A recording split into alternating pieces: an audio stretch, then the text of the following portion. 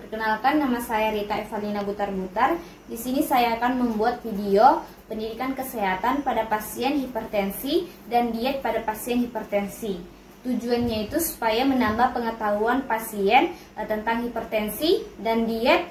Tujuannya supaya dapat mengontrol dan mempertahankan tekanan darah dalam keadaan normal. Selamat pagi, Bapak. Pagi juga, Sus.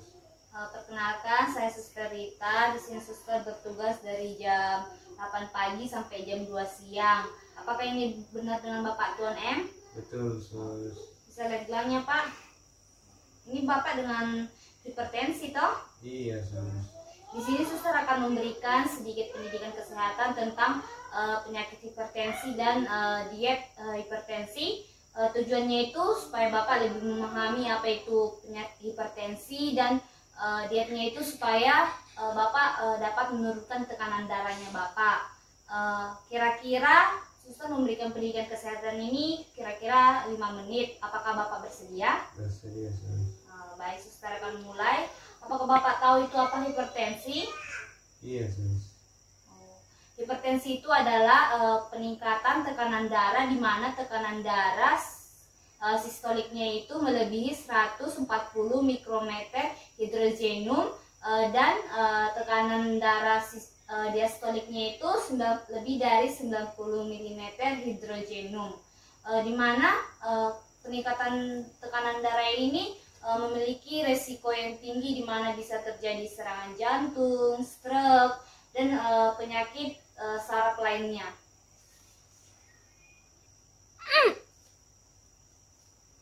Penyebab dari hipertensi ini ada dua, Bapak. Ada hipertensi primer dan hipertensi sekunder. Hipertensi primer itu adalah hipertensi idiopatik atau hipertensi yang tidak tahu apa penyebabnya. Contohnya itu ada genetik, usia, obesitas, kebiasaan merokok, minum alkohol. Sedangkan hipertensi sekunder itu adalah hipertensi yang terjadi akibat penyakit seperti gagal ginjal, gagal jantung, ataupun penyakit lainnya.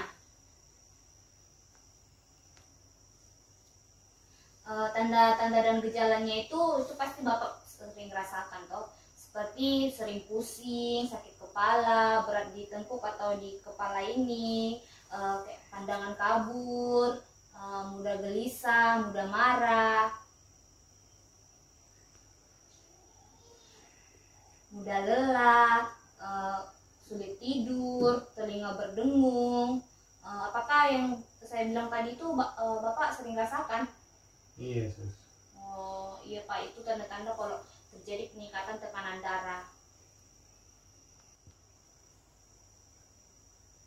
Faktor risiko yang dapat yang tidak dapat dikontrol kalau hipertensi itu adalah faktor genetik ataupun ada salah satu dari keluarga yang memiliki riwayat penyakit hipertensi, contohnya bapaknya Bapak atau ibunya Bapak. Yang kedua itu adalah jenis kelamin. Kalau hipertensi itu biasanya sih sering terjadi pada lelaki, tapi pada usia 55 tahun itu sering terjadi pada wanita karena wanita itu masuk pada masa menopause. Yang ketiga itu umur. Semakin tinggi usia seseorang, maka kejadian hipertensi itu semakin kuat. Yang kedua itu ada faktor resiko yang dapat dihindari atau dapat dikontrol. Contohnya obesitas atau kelebihan berat badan berlebih harus dikontrol. Yang kedua itu mengurangi kebiasaan merokok dan minum alkohol. Yang ketiga mengurangi mengkonsumsi garam. Yang keempat itu Bapak jangan stres-stres, jangan banyak pikiran. Yang kelima itu banyak olahraga ya, Pak. Iya, Sus. Yang dapat Bapak lakukan di rumah itu supaya tekanan darah Bapak itu dapat terkontrol dan tidak mengalami kenaikan yang signifikan. Yang pertama itu Bapak harus cek tekanan darah secara berkala. Yang kedua itu hindari minuman alkohol dan merokok. Yang ketiga kurangi minum kopi. Yang keempat banyak olahraga. Bapak juga harus istirahat yang cukup. Kurangi itu konsumsi garam, Pak, jangan banyak-banyak. Menghindari stres, hindari kegemukan juga.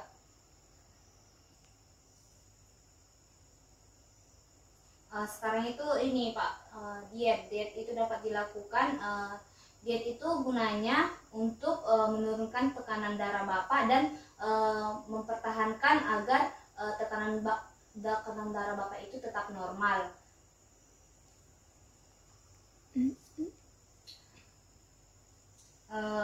Tujuan dari diet ini adalah untuk menurunkan faktor resiko dari hipertensi lainnya seperti berat badan yang berlebih, tinggi kolesterol, dan asam urat dalam darah.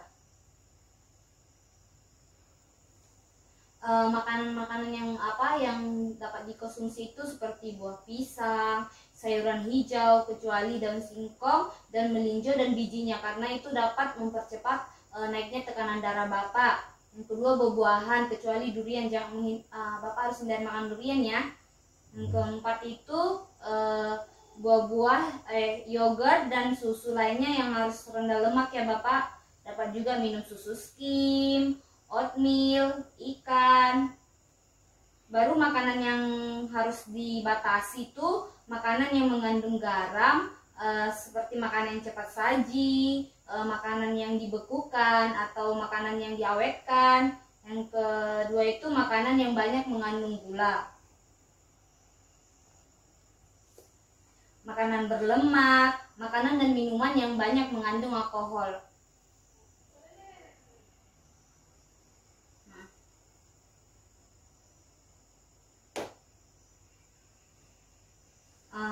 Bapak dapat membuat jus-jus buah-buahan di rumah, karena dengan jus ini dapat mempercepat turunnya tekanan darah Bapak. Contohnya itu jus buah apel dan seledri. Contohnya satu buah apel Bapak bisa tambahkan 2-3 sendok itu seledri.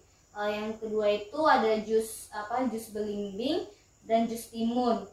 Bapak juga misalkan 3-4 iris belimbing dan 1 buah ketimun. Yang ketiga itu dapat juga dicampur lagi jus timun dengan seledri, karena buah-buahan ini dapat mempercepat turunnya tekanan darah.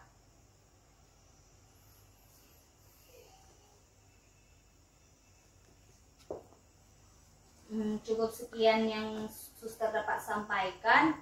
Apakah Bapak dapat mengerti? Mengerti. Kalau begitu, suster sudah selesai memberikan ini sedikit pendidikan kesehatan. Apakah Bapak masih membutuhkan sesuatu? Nanti kalau saya hubungin lagi. Kalau Bapak butuh sesuatu, nanti Bapak dapat suruh keluarga di ruang perawat. Kalau begitu, suster besok akan datang lagi untuk cek keadaan Bapak. Kira-kira jam 10 pagi. Kalau begitu suster permisi dulu ya Bapak. Iya, sus.